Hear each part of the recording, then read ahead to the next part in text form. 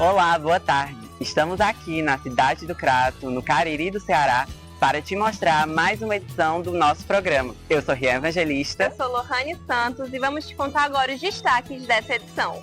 Você vai conhecer a Rádio Literária Carrapato, que foca na cultura, no acesso e propagação da comunicação da comunidade do Carrapato, no sítio Pinheiros, aqui no Crato. E ainda, uma entrevista com a jornalista Bianca Vasconcelos, que transformou a vida do músico Apolo Pinheiro em livro. Vamos te mostrar como foi a participação do jornalista e escritor Chico Sá durante a Semana de Jornalismo da Universidade Federal do Cariri. E para quem gosta de uma boa culinária local, uma reportagem sobre o pão de arroz de Várzea Alegre, famoso na cidade que já é reconhecida pela produção de arroz no município. Esse programa é feito por estudantes de jornalismo da Universidade Federal do Cariri, em parceria com a TV Verde Vale. A transmissão também é feita pela TV UFOP em Minas Gerais. Fica com a gente que o Voz do Cariri está só começando.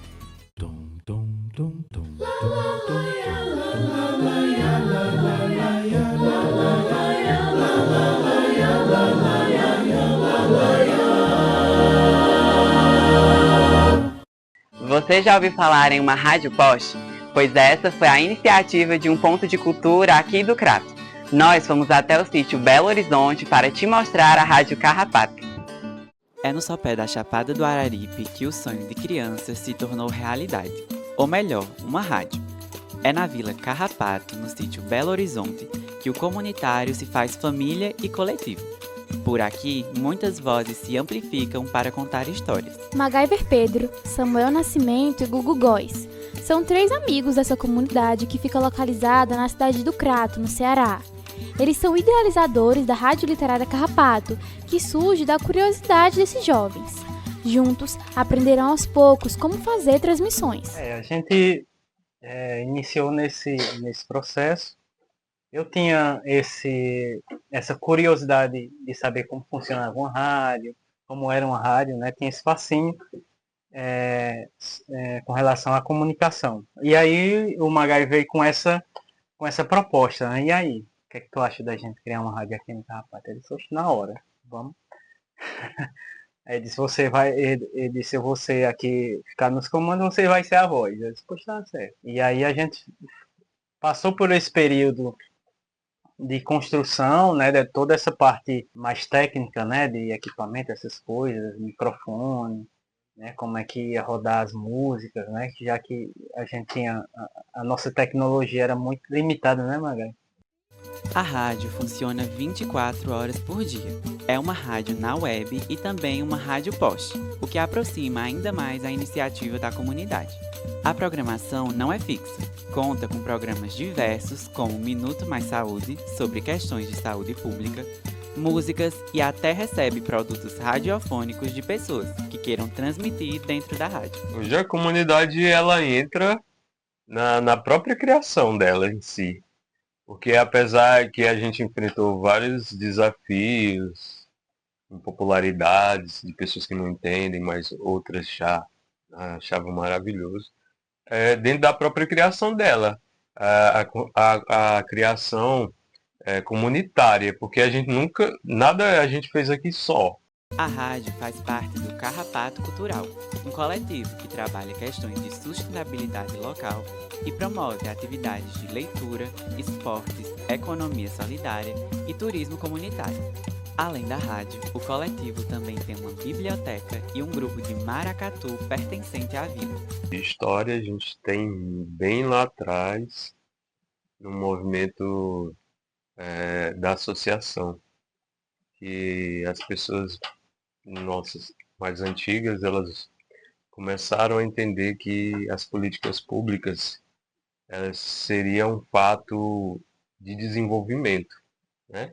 E viram que esse movimento traria benefícios, né? A luta por direitos.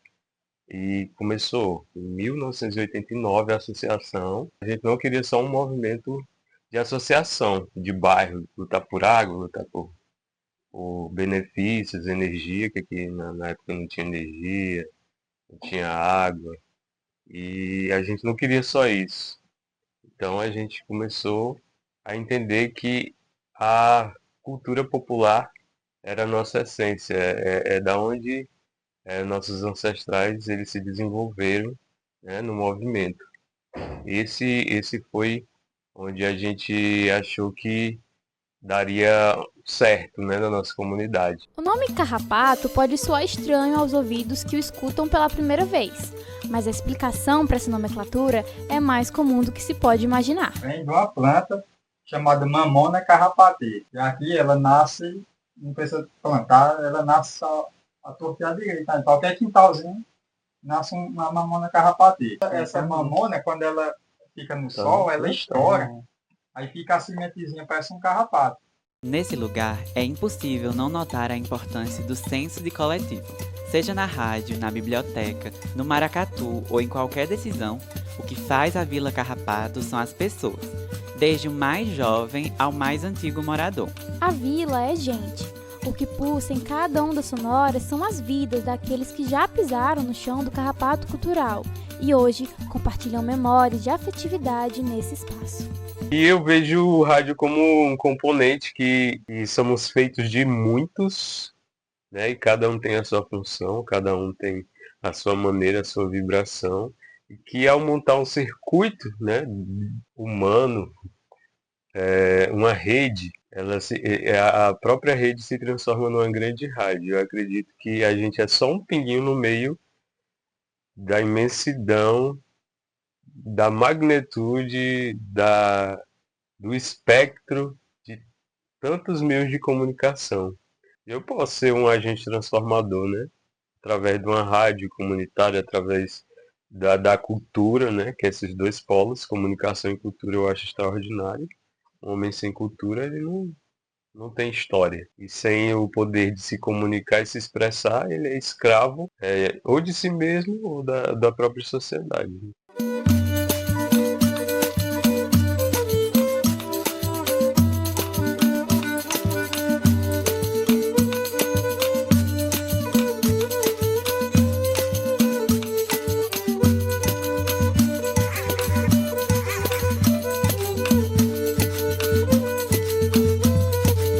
Apolo Pinheiro foi músico, ativista e lutou contra a transfobia no país que mais mata pessoas trans e travestis do mundo. Sua trajetória virou um livro, escrito pela jornalista Bianca Vasconcelos, um verdadeiro tributo para esse roqueiro que era conhecido como o maior cover de Cássia Eller. A vida é realmente sem preparo, é vir pra um palco sem ensaio, sem saber como vai ser. E quando você fica cara a cara com o espelho que te encara e não tem nada a perder. Porque esse mundo cão já me roubou de tudo, mas não vai roubar minha coragem, não. Essa voz potente é de Apolo Pinheiro, artista que ficou conhecido entre os anos 2015 e 2016 com os covers de Cássia Eller. A semelhança na voz e fisicamente o ajudou a acumular milhares de fãs por todo o Brasil. Na época, ainda respondia pelo pronome feminino, mudança que aconteceu em 2017, quando se reconheceu como homem e começou a transição de gênero. Assim, o Apolo saiu para o mundo de forma rebelde e roqueira.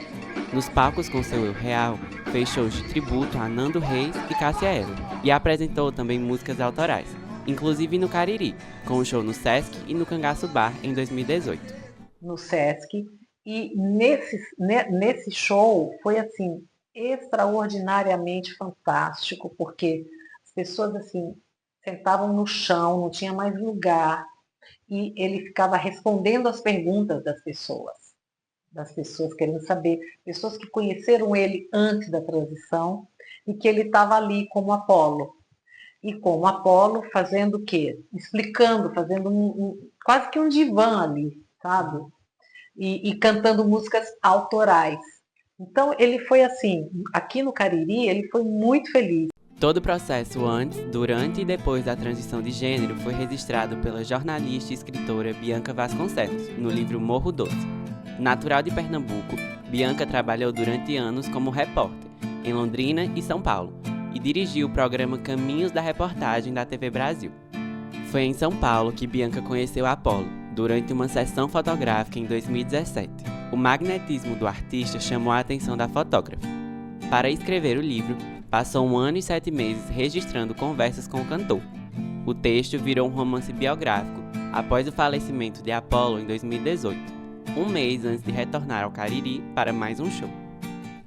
Eu passei 1 ano e 7 meses da vida dele vendo o sofrimento dele para encontrar a voz dele, em todos os sentidos. E esse que foi um desafio, né? Fazer a literatura, criar a voz dele em alguns momentos, o texto dele em alguns momentos, sem perder o tom de voz dele. Atualmente morando em Pernambuco, Bianca veio até o Cariri para lançar seu livro e conhecer o espaço onde o cantor se apresentaria. Apollo deixou um legado de resistência. Foi músico, artista, ativista e um verdadeiro guerreiro, que lutou contra a opressão de uma sociedade ainda transfóbica e preconceituosa. A voz de Apollo ecoa pelas páginas de Morro Doce, por Bianca, por amigos e familiares e por suas músicas que ainda tocam tantos corpos. Ele era uma pessoa, um típico roqueiro, sabe? Roqueiro, que tem atitude diante da vida, que se joga nas coisas, se joga no violão, se joga na música, se joga no palco, se joga na vida, entendeu? Vou fazer a transição e se jogou na vida. Ele era um autêntico roqueiro.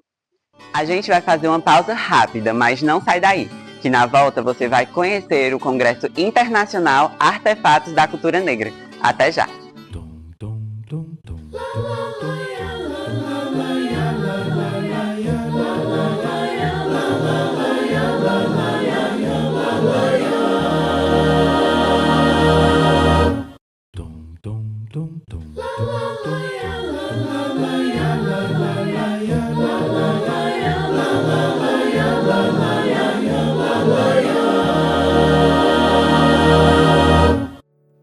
O 16º Congresso Internacional Artefatos da Cultura Negra é um evento que valoriza a história, a cultura e saberes africanos, afro-brasileiros e indígenas. A gente acompanhou de perto as atividades que debateram questões raciais aqui na região e o combate por uma educação antirracista. 16 anos de história e de luta. O Congresso Internacional Artefatos da Cultura Negra, realizado no Cariri Cearense, reúne universidades, instituições culturais e coletivos antirracistas do Brasil e do mundo. A professora Cícera Nunes é uma das coordenadoras do evento. O Artefatos da Cultura Negra, nos últimos anos, ganhou um formato de um programa permanente de extensão. É um programa permanente de extensão que tem um diálogo muito estreito com os territórios negros do Cariri Cearense. Então, a gente entende que o conhecimento que deve ser produzido sobre a população negra, sobre as populações indígenas, elas precisam dessa interlocução, desse diálogo, né, estabelecer comunicação com os outros conhecimentos que são produzidos fora do ambiente acadêmico. Na edição de 2025, o Congresso teve como eixo o movimento Sankofa, uma reflexão sobre a necessidade de olhar para o passado, resgatando a contribuição dos povos africanos, afro-brasileiros e indígenas para entender o presente e planejar um futuro mais justo. O conceito de Sankofa surgiu como uma metáfora viva para a educação antirracista, indicando que é necessário reconhecer a caminhada de nossos ancestrais para avançar. Esse ano a gente tem uma celebração muito especial, o momento mais importante dessa 16ª edição, que é a entrega do título de doutoras honoris causa, as cofundadoras do movimento negro caririense, as senhoras Valéria Jacina das Neves Carvalho e Verônica Neuma das Neves Carvalho. Mais de 660 participantes do Brasil e de várias partes do mundo estiveram presentes no Artefatos da Cultura Negra. As atividades aconteceram em terreiros de mestres populares, comunidades quilombolas, territórios indígenas, equipamentos culturais do Cariri e também nas universidades públicas da região. Nós somos uma sociedade racista e nós não fomos acostumados a ver pessoas negras nesse lugar, a ocupar o espaço da academia, a reconhecer essas pessoas como produtores de conhecimento. A academia ganha muito porque ela passa a entender que o conhecimento ele não está restrito a esse lugar. As pessoas que não frequentaram a escola, que não conseguiram acessar a universidade, também produzem conhecimento, e esses conhecimentos eles são igualmente legítimos dentro desse processo de transformação da sociedade. A Universidade Federal do Cariri, UFCA, realizou a 9ª Semana de Jornalismo do Cariri e convidou o jornalista e escritor cratense Chico Sá, conhecido por suas críticas e textos ácidos. O jornalista e escritor caririense Chico Sá foi o convidado especial para abrir a 9ª edição da Semana de Jornalismo da Universidade Federal do Cariri, realizada em setembro de 2025. Este ano, o curso completou 15 anos.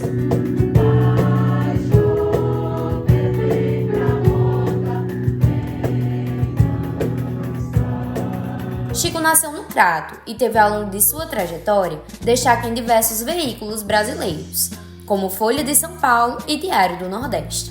Ele também escreveu livros, como Big Jato e A Falta, Memórias de um Goleiro. Antes do início da palestra, Chico participou de uma coletiva de imprensa e falou sobre o papel que o jornalista tem em comunicar os acontecimentos do mundo para a população. Você está incomodado com o genocídio em Gaza?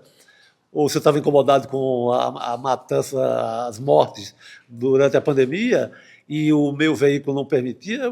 O que eu posso fazer? Sei lá, me junto a um coletivo, faço assessoria de imprensa para um coletivo que traz esse assunto, abro um podcast. Eu acho que nessas horas a gente, além de um eventual conflito que você pode ter com o lugar que você trabalha, você tem que pensar também na perspectiva de, olha, também não vou me segurar, eu vou tentar de outro meio, em outra forma, ajudar nessa causa, porque eu acho que é um dever do jornalista comunicar esse assunto. Durante o evento, Chico Sá afirmou que vê no Cariri uma forma singular de comunicar, além de destacar a riqueza cultural presente na região.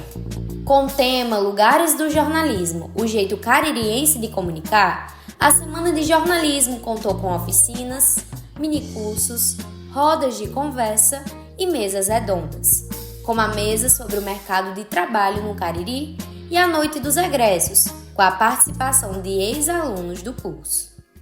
A gente vai para um breve intervalo agora, mas fica por aqui, que na volta tem reportagem sobre Marcelo Eduardo Leite, professor da Universidade Federal do Cariri, que ganhou um prêmio de fotografia lá na cidade de São Paulo.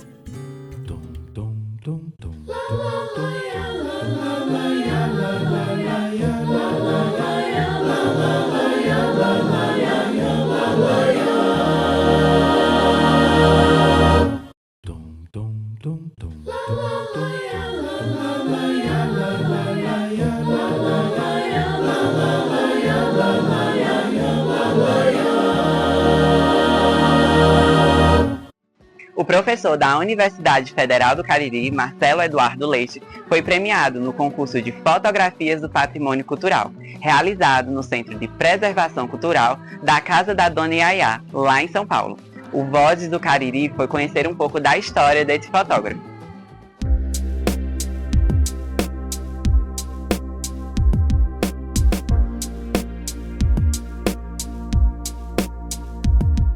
Meu nome é Marcelo Eduardo Leite, eu tenho 58 anos. Nasci em Rio Claro, que é uma cidade do interior de São Paulo, da região de Campinas. Eu trabalho assim com fotografia desde 1985, que foi quando eu desenvolvi o meu primeiro projeto pessoal mesmo, no qual eu estava engajado nele. Mas a fotografia se mistura com a minha vida desde a infância e pré-adolescência, adolescência. Mas esse é o período no qual eu realmente decidi pela fotografia, né? Então, me aproximando de fazer 40 anos, né, de fotografia. A partir de que momento você tirou uma foto e percebeu, eu quero isso para minha vida? Minha irmã tinha uma câmera que é exatamente a primeira câmera que eu trabalhei, não era essa especificamente, essa eu comprei um pouquinho depois, e a minha irmã me emprestou a câmera.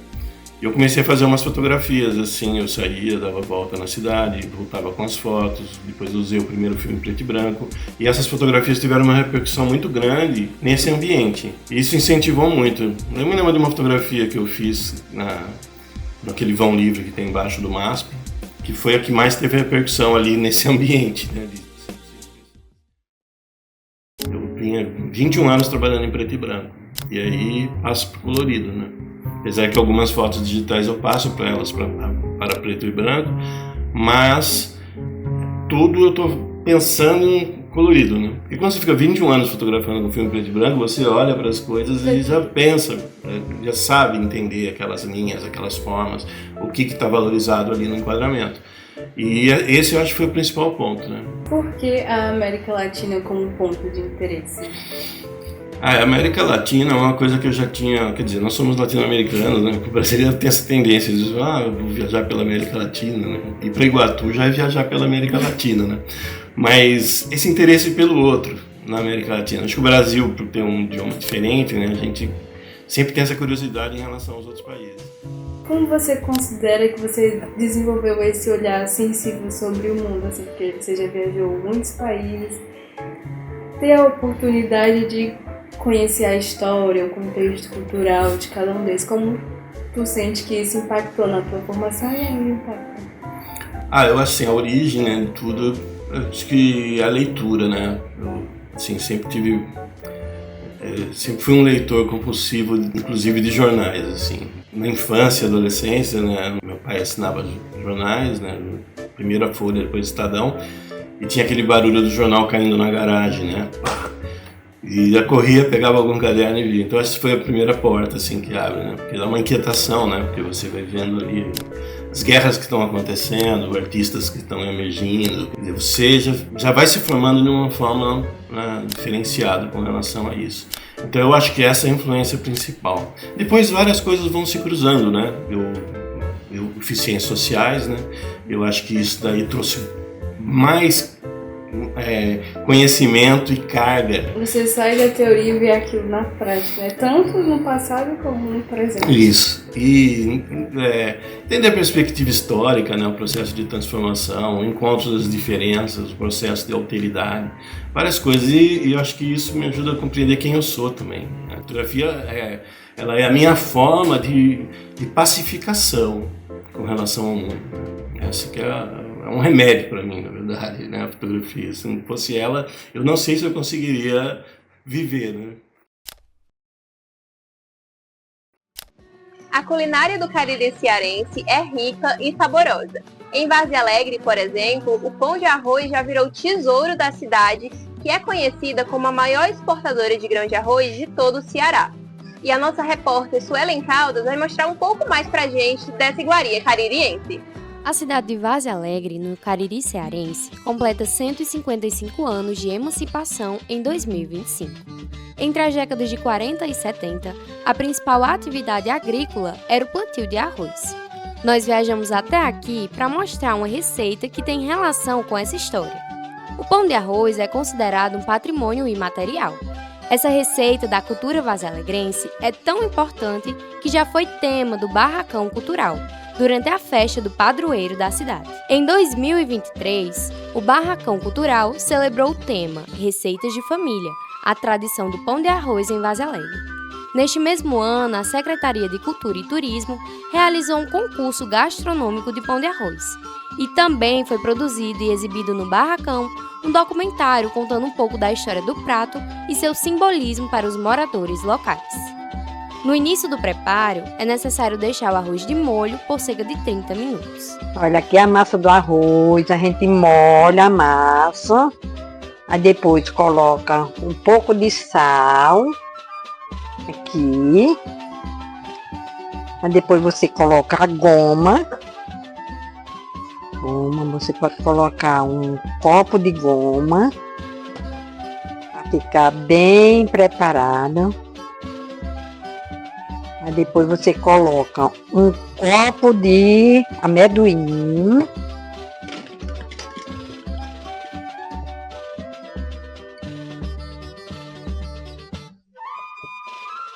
Um copo bem cheio de amendoim. Então você mexe. A gente coloca o pano, assim, para poder fazer o pão. É só pegar e colocar a massa aqui dentro para fazer o pão. Bota o pano assim. Pronto, aí tampa.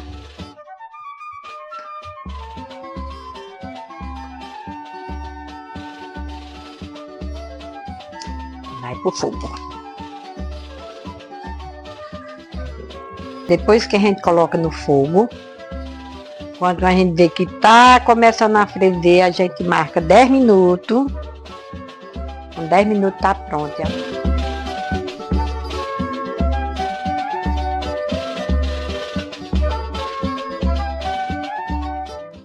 E é com essa reportagem que encerramos o 7º programa de 2025. Mas nós já temos data marcada para o nosso próximo encontro, né, Lohane? É sim, Rian. A gente se encontra aqui na TV Verde Vale, sábado, 1º de novembro. Você pode continuar acompanhando nossos outros programas através da plataforma EduPlay, pelo canal da TV UFOP, da Universidade Federal de Ouro Preto, em Minas Gerais. Enquanto isso, acompanhe o nosso Instagram, é o @Vozes do Cariri. Foi um prazer passar mais uma tarde de sábado com vocês. Até mais! Wow.